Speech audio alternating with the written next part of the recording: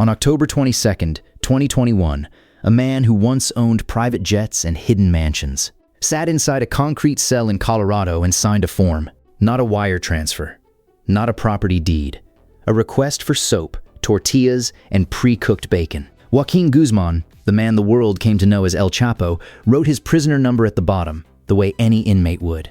2 years earlier, a federal judge had ordered him to hand over billions of dollars. Now he needed permission to buy canned sardines. That gap between the fortune written on court papers and the soap listed on a commissary form is where this whole story lives. The man was locked in a box he would never leave. His money was somewhere else entirely, spread across the globe under names that led nowhere. And no one, not the judge, not the prosecutors, not the guards outside his door, could actually touch it.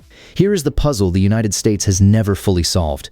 You can arrest the most powerful drug lords alive. You can bury them in the hardest prison ever built, and their cash will keep breathing without them. Investigators believe the Sinaloa cartel stashed a fortune across offshore accounts, shell companies, and digital coins. Money parked in countries with no interest in handing it back. Money split so thin across so many names that following it feels like chasing smoke through a keyhole. The bosses went to prison. The empire did not. So how does a fortune that big stay invisible while its owners spend their days in solitary confinement? That single question sits underneath everything that comes next. And the answer runs through a jet ski shop in Australia, a chain of underground bankers in China, and 6 short lines of computer code. To see why prison alone can't stop the money, start with the prison itself. ADX Florence sits in the high Colorado desert, and it's where the U.S. government sends the people it fears the most. Inmates spend 23 hours of every day alone inside a concrete room. Meals arrive through a narrow slot in the door. The single hour outside gets spent in another enclosed cage with no one to talk to. There are no group meals, no shared yards, no crowd to slip into and disappear. Guzman has been held there since 1919, sealed off from the outside world by design. The logic behind it is simple.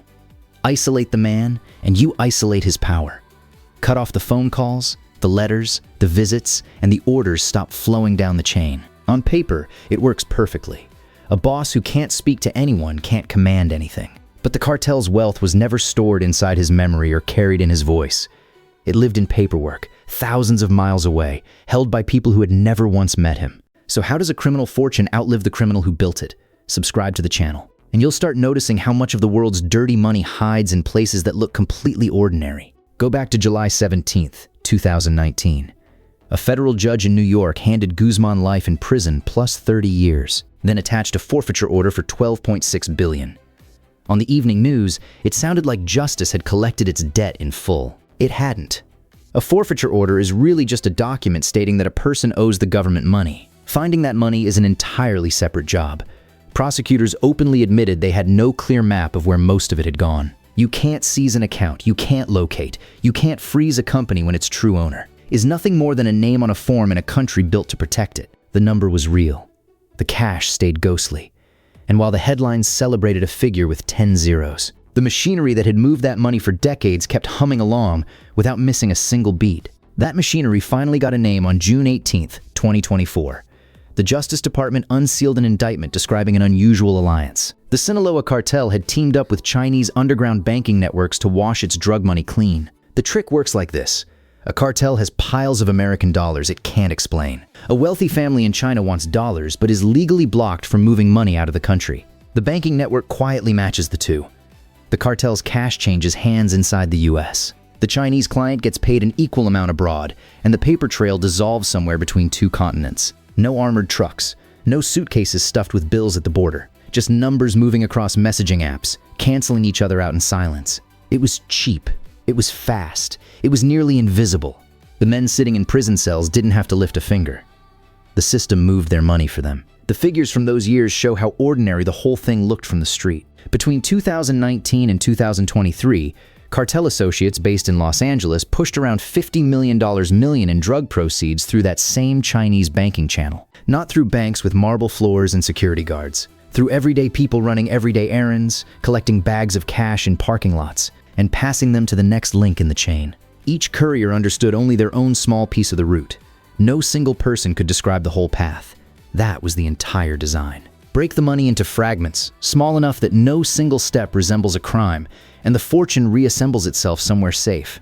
while one of the cartel's primary founders counted his days in solitary. Tens of millions kept flowing through the streets of an American city in their name. The prison held the men.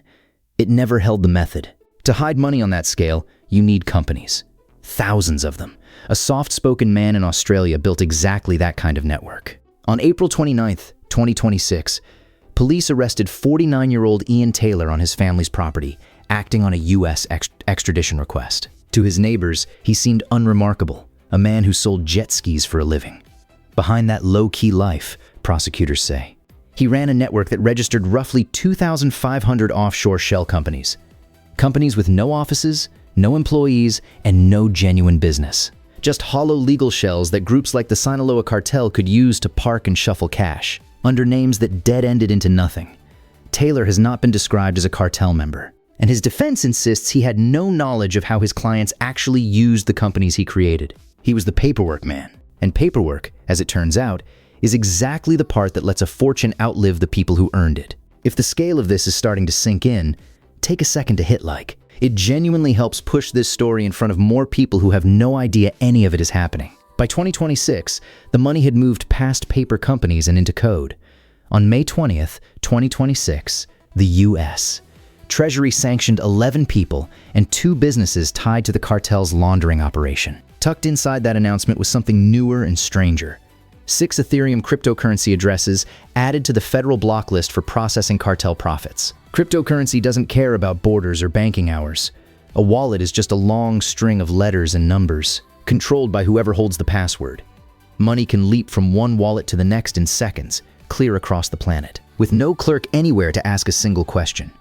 Adding those 6 addresses to a block list warrants honest exchanges, to refuse them. But it can't reach inside the wallet and pull the coins back out. The cartel had simply shifted part of its wealth into something even harder to grab than an offshore bank account. One more room those prison walls could never reach. The cartel's co-founder was next. For decades, Ismael Zambada Garcia, the man everyone called El Mayo, ran the Sinaloa cartel from the shadows while others took the spotlight and the arrests. He was the careful one, the survivor who somehow never spent a single night behind bars. That streak ended on July 25th, 2024. A U.S. court sentenced the 76-year-old to life in prison without the possibility of parole, and ordered him to forfeit $15 billion, a figure even larger than the one hung on Guzman years before. 2 founders, 2 life sentences, 2 enormous fortunes on paper that the government may never actually collect. The men who spent their whole lives staying invisible had finally been dragged into the light, but their money had learned the very same trick, and it stayed exactly where they had hidden it. El Mayo didn't fight the sentence. He fought over where he would serve it. Through his lawyers, he asked the judge for something very specific. Not freedom, not a shorter term. He asked to be sent to a medical prison, rather than the Supermax in Colorado, pointing to his failing health. A man who once directed one of the most powerful criminal organizations on Earth, now pleading to avoid a concrete room where he'd spend nearly every hour of every day alone. His request was still unresolved. The court held the power to send him to the same desert facility that holds Guzman, or somewhere gentler. Either way, his body would be locked down for the rest of his life. And either way, the money would keep drifting through accounts and wallets he no longer needed to control. Inside those walls, isolation does strange things to a person. In the same prison, a mob con artist named Jimmy Sabatino made an unusual request. He asked for permission to associate with Guzman, citing concerns over the cartel leader's rapidly deteriorating mental health. His explanation sounded almost mundane. The facility employs very few staff who speak Spanish, and he simply wanted someone he could actually talk to. 2 men who once moved fortunes across the world, reduced to hoping for a little conversation just to keep their minds steady. The prison had done its work on the men completely. It stripped away the wealth, the power, the reach, even the sound of a familiar language. Everything they built as people was gone. Everything they built as a business kept running, perfectly, without them. And that is the war almost no one ever sees. Not a shootout, not a midnight raid, but a slow, silent fight over money that refuses to be found. The United States built the perfect prison and filled it with the perfect prisoners. It won the war over the men completely. It has barely begun the war over the cash. Every shell company shut down, every wallet blocked, every courier arrested. Is one thread pulled from a web with thousands more still holding. Somewhere out there, tens of billions of dollars in cartel money still moves through names and codes and countries, doing exactly what it has always done, no matter who sits alone in a cell in Colorado. The bodies are locked away. The fortune is still free. If any of this stayed with you, like and subscribe. There's a whole hidden world running beneath the one we can see, and there's far more of it left to uncover.